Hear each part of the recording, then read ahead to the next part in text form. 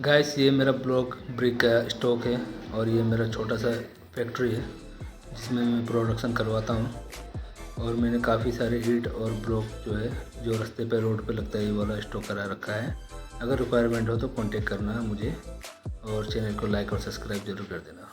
धन्यवाद।